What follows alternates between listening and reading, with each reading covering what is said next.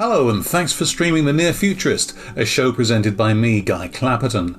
This is a fortnightly look at the technologies that are going to affect our lives in, wait for it, the near future. Donald Trump had the biggest ever turnout for a presidential inauguration, and he won the last election. Anyone who said otherwise was accused of fake news, a term so vague that it quickly came to mean anything the accuser didn't like, but both political sides are guilty of it. Why was Trump's win such a surprise in the first place? Because we all believed what we saw in the press and social media. Why were so many people taken aback by Brexit? Because they believed what they saw in the papers and on social media, mistaking it for the view of the country and some objective truth. This has become more important than ever recently. A few weeks ago, I had my first vaccine jab against coronavirus, but a lot of people are refusing it. On the BBC News a few weeks ago, they spoke to people who were declining it. Some felt the development was too rushed. One woman thought the government was actively trying to kill her. There are others who claim there'll be chips inserted to track us all, but they generally make these claims using phones that could track them much more efficiently if the makers were determined. But that's just me being cynical. Now, my guest today is very concerned about this vaccine hesitancy and fake news in general and what's fueling it. And he believes the government's top-down approach could usefully be supplemented by taking the discussion elsewhere. His company is active in discrediting this fake news. It's called Lightful, and his name is Vinay Nair. Vinay, welcome. Thank you so much, Guy. Great. So first of all, perhaps you could tell us a bit about Lightful and what you actually do.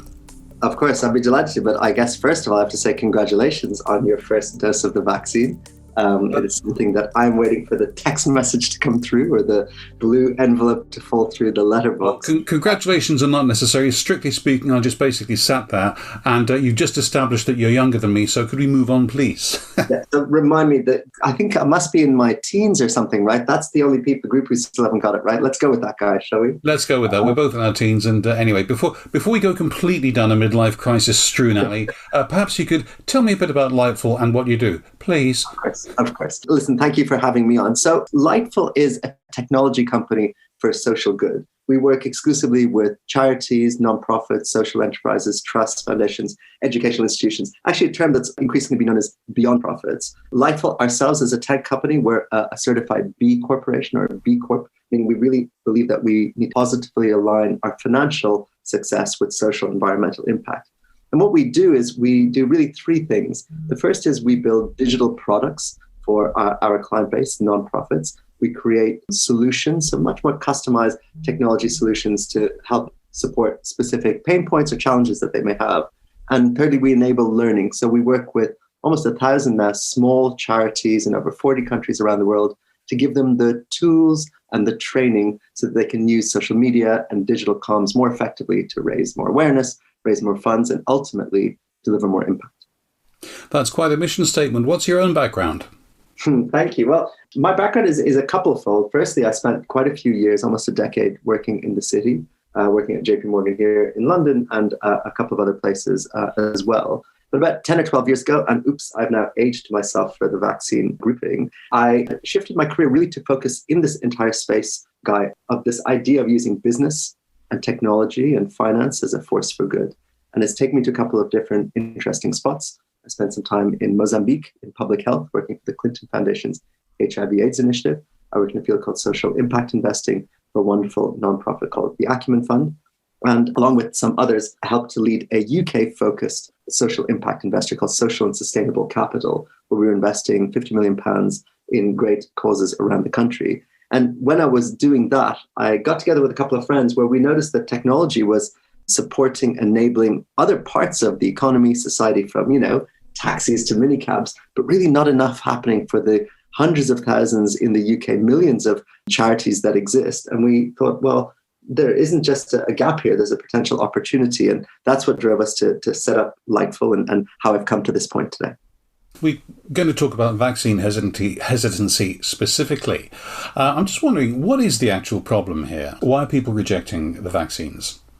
So this is a really interesting topic that Lightful has gotten into in the last several months.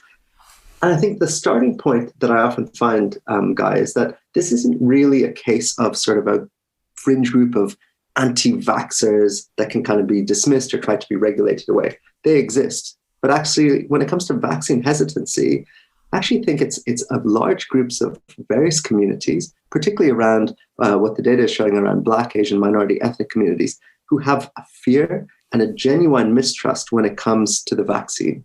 They don't know, they have certain questions that they are concerned about, speed of production, some of the ingredients, totally false information that they may be seeing, that has meant that a combination of the information that they've received, a lack of trust, and actually a turbocharging of seeing this information online, whether it's in messaging apps or on social media, on their phones or on their computers, where it's really, really amplifying their fears and concerns. And a lot of times it's grounded in historic inequities, which has driven this lack of trust.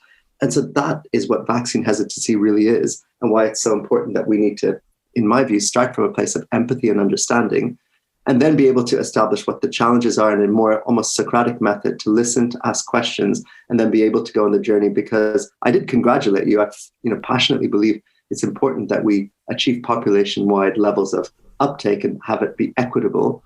And that's really why I think this vaccine hesitancy has to start from that place of listening and empathy. Well, fair enough, and thank you. I didn't mean to be disingenuous when you congratulated me on that. But I do get back to things like that person on the news who did exist, who thought the government was trying to kill her. My gut response when I first saw it was that she was being ridiculous. The government's not going to try and kill anybody. Without stereotyping myself, is that partly due to my background as a middle class, if you like, middle-aged white man? I wouldn't put it down to that at all, Guy. I think it's just an understanding of where, what, standing in her shoes and thinking what might have caused this sort of pretty extreme, clearly. And, one of the things about vaccine misinformation is that we need to be cautious not to repeat it. So, really emphasizing the views that she was purporting are completely false. I don't think it's about your perspective. I think it's about understanding what hers is.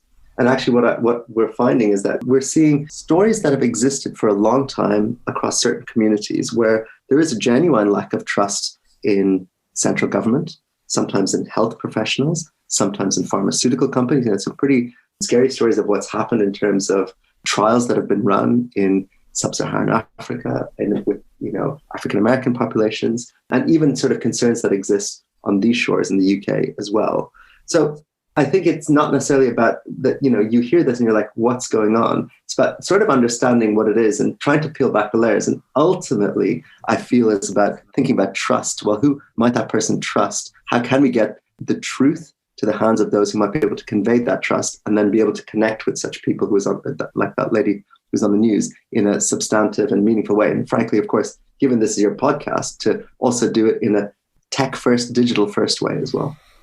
Well, yes, there's that. And also, I think it's very important what you said about empathizing with people. I know nothing about that person's background, but there definitely are people in the UK and elsewhere who've come here as refugees, genuine refugees with backgrounds as such that their governments may well have been trying to kill them, and that's not irrational. It was a simple matter of fact. And the idea that they're just going to turn over all that and think, it's all right, we've got that nice Mr. Johnson now, or whoever happened to be there. It could be just anybody. Yeah. It doesn't necessarily mean they're stupid. It could mean that it can mean they're frightened. It can mean they have a historical reason to be frightened of authority. So I mentioned that because I don't think we should underestimate the difficulty of what you're taking on, nor judge the people that we're trying to help here.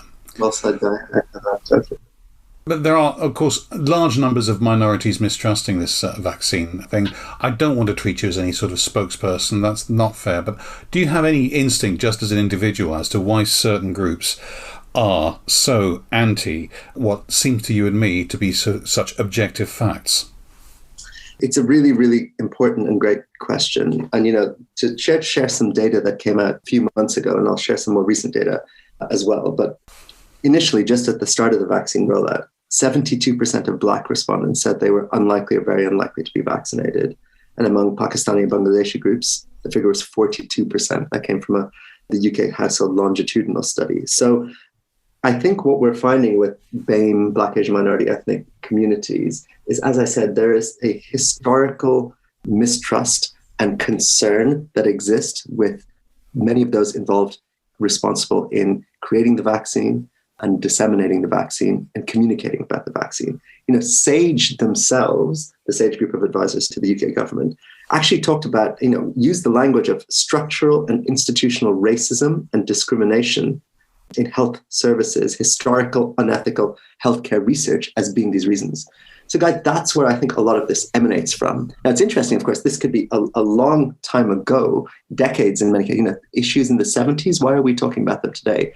But as we know in communities, people have such levels of trust and communication that once the misinformation sets hold and it gets like turbocharged, as I was talking about, through online means, these sort of historic perceptions can amplify in massive ways. So I think that's ultimately where it has come from. And in order to tackle it, it is about recognizing the strength of community leaders, faith leaders, recognizing that we can't just do things one-off and think, oh, well, we addressed that thing from the clinical trial that happened previously and it's done. This has to be approached not in a one-off way, but in a dynamic way. And if the information is in their phones and on their social networks, then we need to be countering it in their phones and on their social networks as well.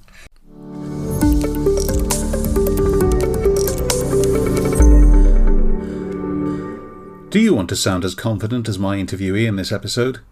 If you talk to the press or other media, are you worried you'll be misquoted, or they'll just publish their story and not yours?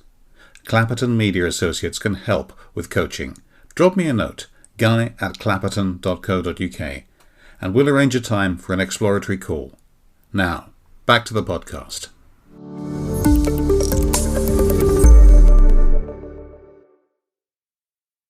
I wonder if there's also an element of cultural, sort of social discrimination that's happened in the past, which means that if someone thinks, well, I'm going to have a vaccine, I might actually have to take a couple of days off work because it might well not be for six, because it has done for a number of people.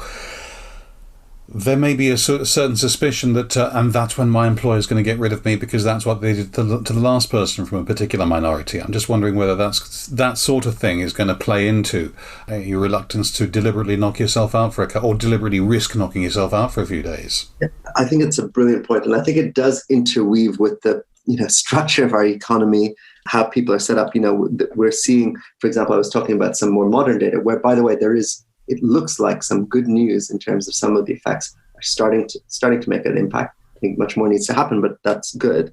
But I think you're totally right that it can also, we talk about BAME communities, but also there's an element of, and there was an interesting article and some research that come out featuring The Guardian and so on, where it talked about people living in deprived areas, that it has to do with structural barriers to accessing healthcare. And exactly as we saw with people who were concerned, there's a fabulous piece in the Financial Times a couple of weekends ago where there was much more kind of deep study done in East London where people are just scared about, they might have a headache or might be losing the sense of taste, but they couldn't afford to be off work. And doctor, can you not just give me a pill to be able to help? And people, part of the challenges we've seen in test and trace, that is part of the flow through. I think you're exactly right, Kai, that we're seeing as part of why people might be unwilling or in many ways unable for multiple reasons to actually get the vaccine itself.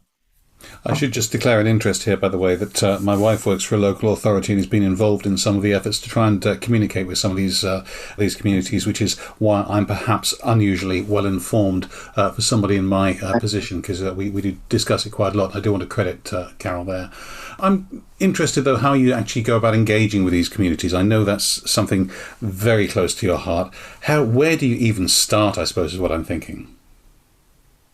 Full props and maximum respect to your wife, Guy, because actually, local authorities and councils are playing a really important role right now.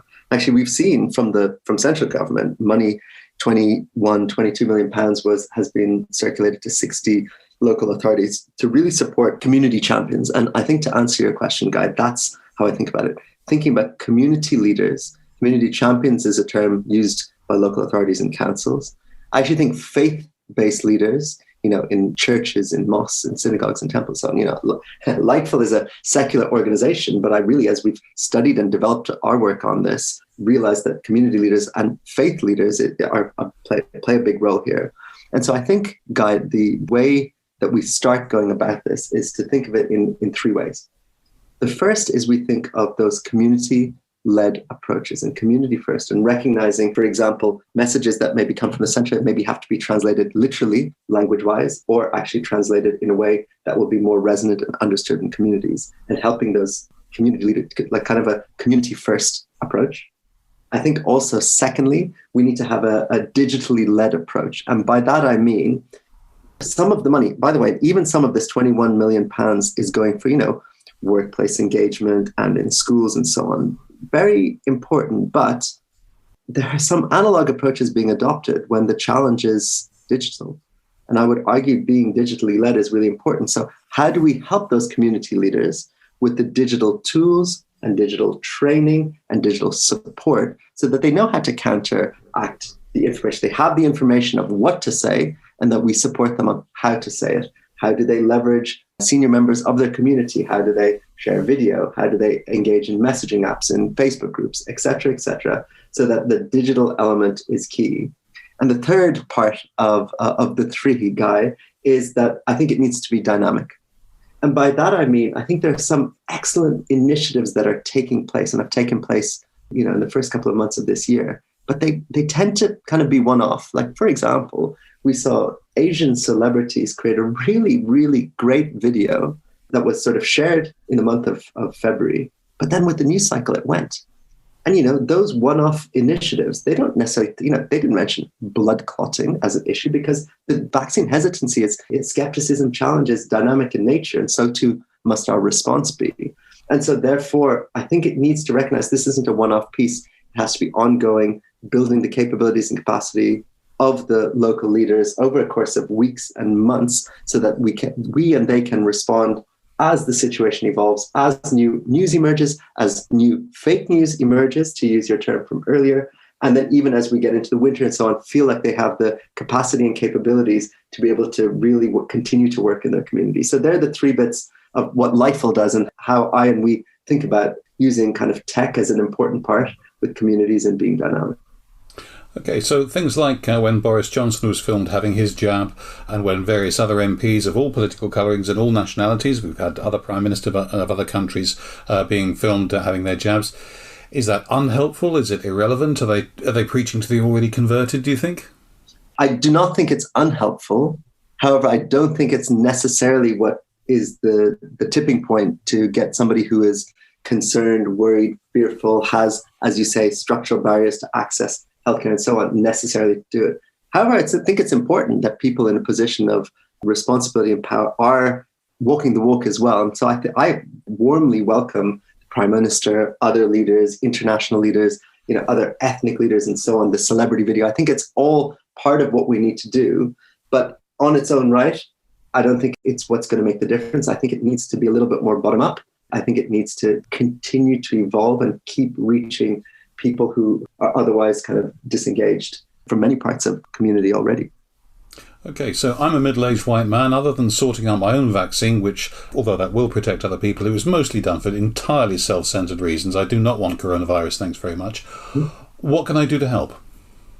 I think having this very conversation is incredible. So I think personally and professionally, what can we do? We can showcase the importance ourselves of the vaccine. I think you were very eloquent in terms of talking about starting from a place of listening and understanding and empathy.